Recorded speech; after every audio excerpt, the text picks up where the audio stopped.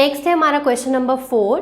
देखो यहाँ पर डिग्री मेजर फाइंड आउट करना है of the angle subtended at the centre of the circle, जिसका रेडियस कितना है 100 सेंटीमीटर। सो गिवन है radius 100 centimetre and arc of length है, मतलब लेंथ है आपकी 22 सेंटीमीटर। ओके, अब यहाँ पर आपको डिग्री मेजर फाइंड आउट करना है एंगल सबटेंडेड का। तो आपको एक फॉर्मूला बताया था पिछली वीडियो में मैंने, theta is equals to L by R. जब आपको रेडियन मेजर पढ़ाया था तो आपको ये वाला फॉर्मूला याद करवाया था। और यहाँ पर ये जो थीटा होता है this is always in radiance, ये आपको याद रखना है। थीटा यहाँ पर डिग्रीज में नहीं है, थीटा यहाँ पर जो भी आप कैलकुलेट करोगे it will come in the radians. यहाँ पर देखो L गिवन है, R गिवन है, थीटा निकल आएगा। सो L कितना है 22 और R कितना है आपका 100। इसको कैंसिल आउट करो, 11 2 के टेबल पे कैंसिल आउट किया। सो मेरे पास यहाँ पर बचा 11/50। ये क्या आया है, रेडियन आया है। ठीक है, ये थीटा जो है ऑलवेज रेडियंस में होता है, बट हमें क्या फाइंड आउट करना था, उसका डिग्री मेजर। तो कोई भी चीज़ अगर रेडियन में है तो उसको हमने क्या फाइंड आउट करना है, रेडियंस में अगर फाइंड आउट करना है तो क्या करना कर पड़ता है हमें, उसको 180/पाई के साथ मल्टीप्लाई करना पड़ता है, तो वो डिग्री में कन्वर्ट हो जाता है। सो 180/पाई से कर लिया, पाई की वैल्यू 22/7 यूज़ करनी है। सो यहाँ पर 11/50 मल्टीप्लाई बाय 180 22/7, ये हमने पुट कर दी वैल्यूज़। आप कटिंग कर सकते हैं, 0 से 0 कैंसिल, 11 1 जा 11 2 जा 22, 2 1 जा 2 9 जा, तो 9 7 जा कितना हो गया 63/5, ये आ गया डिग्रीज पे। अब फिर वही प्रॉब्लम है कि डिग्रीज किस में आ रही है, फ्रैक्शनल फॉर्म में। फ्रैक्शनल फॉर्म में तो नहीं चाहिए, सिंपल क्या करेंगे, डिवीजन करेंगे। 63 को 5 से डिवाइड करेंगे। सो 5 1 जा 5, ये आ गया, 13 रह गया, 5 2 जा 10, सो बचा क्या मेरे पास 3। तो यहाँ पर कितना आया 12 डिग्री बन गया। ठीक है, और ये क्या है 3 डिग्री है। सो 3 डिग्री कैसे कन्वर्ट होगा, 1 डिग्री में कितने मिनट्स होते हैं 60 मिनट्स, 3 डिग्री में कितने हो गए 180 मिनट्स। ठीक है, सो 180 को क्या करेंगे, 180 को 5 से डिवाइड करेंगे। सो 5 3 जा 15, 30 आया, 36, ये 0 आ गया। सो बचा क्या 36 मिनट्स। तो आंसर है इस क्वेश्चन का 12 डिग्री एंड 36 मिनट्स। नेक्स्ट है हमारा क्वेश्चन नंबर 5। यहाँ पर देखो, in a circle of diameter 40 centimetre. So पहले हम एक सर्कल ड्रॉ करेंगे। ये हमारा हो गया ड्रॉ सर्कल, इसका सेंटर मान लेते हैं O, और इसका डायामीटर हमें क्वेश्चन में गिवन है, it is equal to 40 centimetre. Okay, so diameter हमें गिवन है 40 सेंटीमीटर। सो अगर हम रेडियस कैलकुलेट करें तो वो कितना होता है, हाफ ऑफ डायामीटर, यानी कि 20 सेंटीमीटर इसका रेडियस आ गया। Length of a cord is 20 centimetre. तो यहाँ पर एक कॉर्ड सपोज कर लेते हैं, लेट ए बी जो है यहाँ पर एक कॉर्ड है और उसकी लेंथ कितनी है 20 सेंटीमीटर है।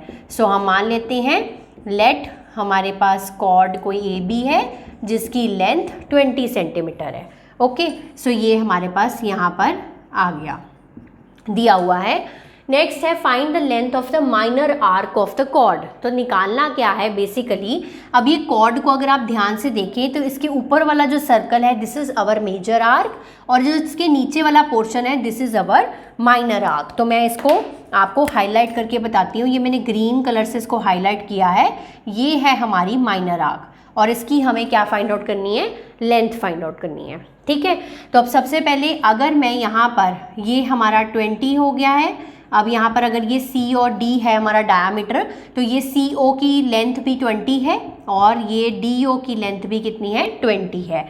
अगर मैं OA को ज्वाइन कर दूँ और OB को ज्वाइन कर दूँ, ठीक है, तो यहाँ पर मैंने क्या करा, OA और OB को ज्वाइन कर दिया, और हमें पता है कि ये OA क्या है, रेडियस है, और OB क्या है, रेडियस है, और रेडियस की वैल्यू कितनी है 20 है। सो हम यहाँ से लिख सकते हैं कि OA और OB कितना है 20 सेंटीमीटर है, क्योंकि वो इक्वल टू क्या है, रेडियस ऑफ द सर्कल, है ना।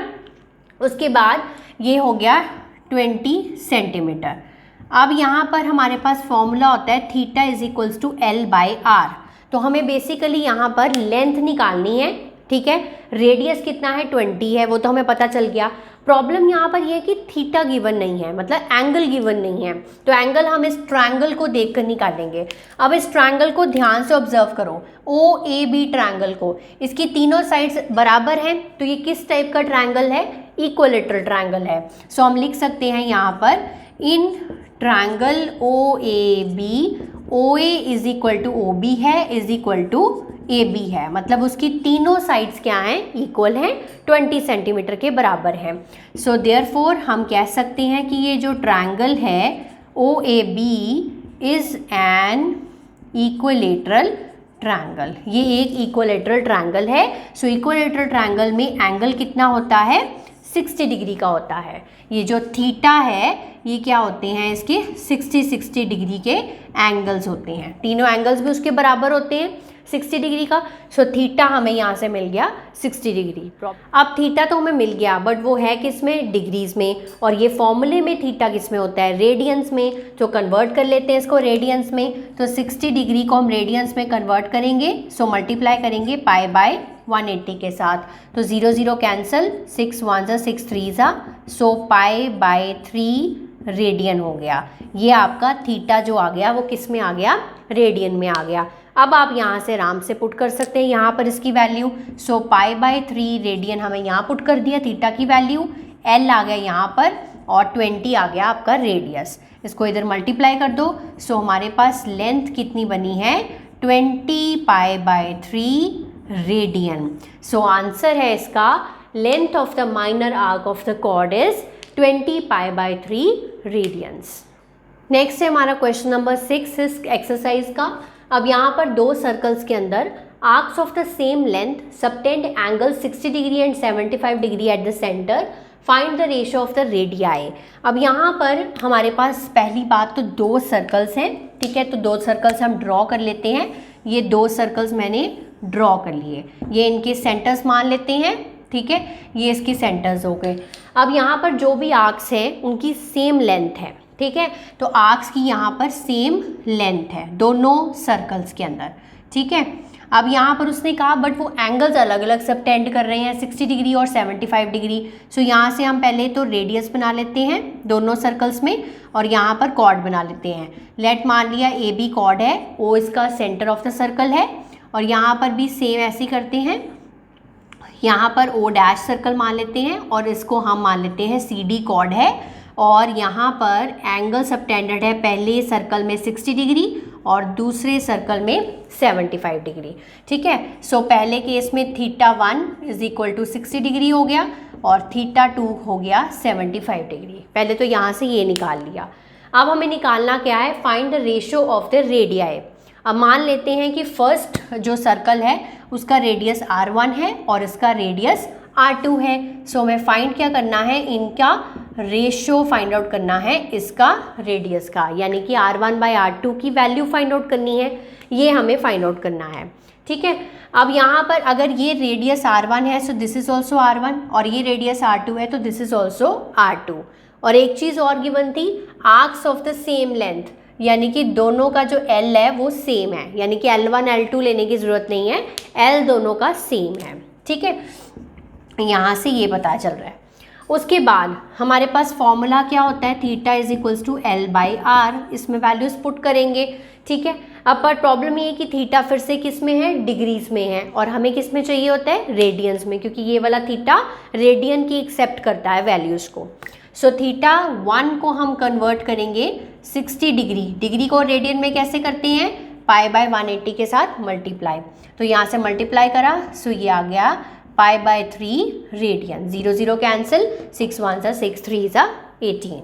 देन उसके बाद theta 2 75 multiply by pi by 180, इसको मल्टीप्लाई करेंगे और इसकी कटिंग कर सकते हैं। इसकी कटिंग करिए, 5 1 जा 5, देन वी हैव 5 5 जा 25, देन 5 3 जा 15 और 6 जा 36। इसकी आगे कैंसिलेशन 3 के टेबल पे हो सकती है। सो 3 5 जा 15 एंड 3 12 जा 36। सो हमारे पास आ गया 5 पाई बाय 12, ये आ गया आपका रेडियन। दोनों कन्वर्ट कर लिए रेडियंस में। अब यहाँ पर फॉर्मूला पुट करेंगे। सबसे पहले के लिए फॉर्मूला कैसे बनेगा, θ1 is equal to L by R1। L1 नहीं लेना है क्योंकि लेंथ दोनों की सेम है, ठीक है। सो θ1 हमारे पास क्या है, π/3, ठीक है, is equal to L divided by R1। R1 का मतलब है यहाँ पर R1 की रेशो तो हमें निकालनी है, तो ये इसी तरह से रहेगा, ठीक है। तो यहाँ पर π/3 multiply by R1 is equal to R। ये R1 को मैंने इस साइड कर दिया और L को मैंने उस साइड कर दिया। ये मेरा बन गया फर्स्ट इक्वेशन, ठीक है। अब यहाँ पर θ2 में भी ऐसे ही करेंगे। So θ2 is equal to L by R2। दूसरे के लिए फॉर्मूला ऐसे बनेगा। सो θ2 क्या आएगा आपके पास, 5π/12 radian is equal to L by R2। इस R2 को इधर ले जाओ, 5π/12 multiply by R2 is equal to L। ये आ गई दोनों L की वैल्यूज़, ये सेकेंड इक्वेशन बन गई। अब लेंथ क्या थी, दोनों की सेम थी, यानी कि अब इसकी राइट दोनों की इक्वल है तो लेफ्ट भी क्या होगी, इक्वल होगी। सो हम यहाँ से लिख सकते हैं, यहाँ से हम लिखेंगे, ये आ गया हमारे पास π/3 multiply by R1 is equal to 5π/12 multiply by R2, है ना, ऐसे ही आ गया। अब इसको हम आगे सॉल्व कर सकते हैं। आगे हम इसको सॉल्व कैसे करेंगे, यहाँ से पाई और पाई कैंसिल, यहाँ से R1 आ गया और इसको नीचे ले आओ, R2 इसके नीचे। देन ये 3 इधर बचा था, इस 3 को इधर ले जाओ, 5 × 3 हो गया डिवाइडेड बाय 12 हो गया, ठीक है। सिंपल कैलकुलेशन है। So R1 by R2 is equal to, इसको कैंसिल कर सकते हैं, 3 1 3 4 ज़ा। सो R1 बाय R2 की रेशो क्या आई है, 5/4। सो ये इस क्वेश्चन का रिक्वायर्ड आंसर है। Very very important question from exam point of view.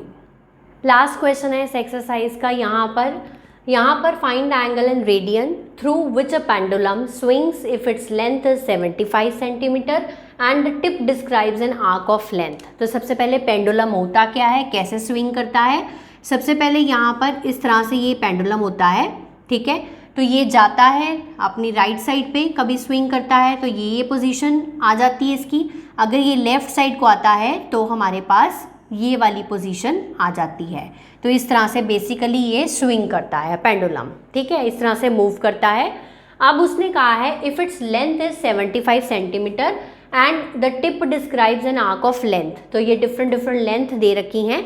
Length का मतलब है ये बेसिकली ये चीज़ हो गई, ठीक है ना, ये चीज़ हो गई इसकी। ये मतलब पहले पार्ट के लिए ये चीज़ कितनी है, 10 सेंटीमीटर है। ऐसा मैंने खुद से अज्यूम कैसे कर लिया, ये देखो, जब आप पूरा सर्कल बना रहे हो तो यहाँ पर जब आप ये आर्क लेते हो, है ना, तो ये एक स्मॉल पार्ट है सर्कल का। मतलब ये अगर हम इसको पूरा घुमा कर देखें, मतलब ये अगर पेंडुलम पूरा घूम जाए तो एक सर्कल ही फॉर्म करेगा। तो ये small part of the circle है, small part of the circle में ये आर्क होती है। तो ये आर्क ऑफ लेंथ कितने गिवन है, 10 सेंटीमीटर गिवन है पहले पार्ट के लिए, ठीक है। और दूसरी चीज़ इस क्वेश्चन में गिवन है लेंथ है 75 सेंटीमीटर, ये इसका रेडियस गिवन है 75 सेंटीमीटर। अब अगर ये भी रेडियस तो सभी के सेम होते हैं, सो 75 सेंटीमीटर 75 सेंटीमीटर, यानी कि इस क्वेश्चन के लिए हमारा रेडियस कितना है 75 सेंटीमीटर और लेंथ कितनी है फर्स्ट पार्ट के लिए 10 सेंटीमीटर। और फाइंड क्या करना है, एंगल रेडियन के अंदर।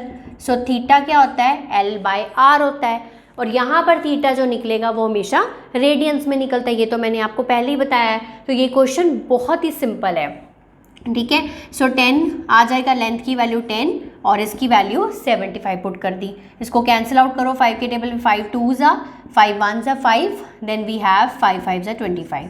सो 2/15 रेडियन इसका आंसर है, ठीक है, फर्स्ट पार्ट का। सेकेंड पार्ट के लिए रेडियस की वैल्यू सेम रहेगी 75 सेंटीमीटर, तो लेंथ की वैल्यू कितनी हो जाएगी 15 सेंटीमीटर। आर्क और लेंथ की वैल्यू हमारे पास 15 सेंटीमीटर हो जाएगी। मतलब अब काट के यहाँ पर कितना आ गया, 15 सेंटीमीटर आ गया। अब theta is equals to L/R, 15/75 cancel out करेंगे, 1 5 सा, सो 1/5 रेडियन। ये आंसर आ गया आपका। थर्ड पार्ट के लिए रेडियस की वैल्यू फिर से सेम रहेगी, पर लेंथ की वैल्यू कितनी है, यहाँ पर 21 सेंटीमीटर। तीसरी बार के लिए इसकी वैल्यू कितनी है, 21 सेंटीमीटर। फिर से वही formula, theta is equal to L upon R. So L कितना है 21, रेडियस कितना है 75। 3 के टेबल पे कैंसिल आउट करो, 7 ज़ा, देन 3 2 ज़ा 6, देन वी हैव 25 पे कैंसिल हो गया।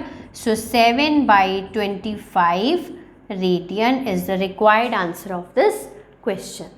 सो आई होप आपको बहुत अच्छे से ये एनसीईआरटी एक्सरसाइज क्लियर होगी।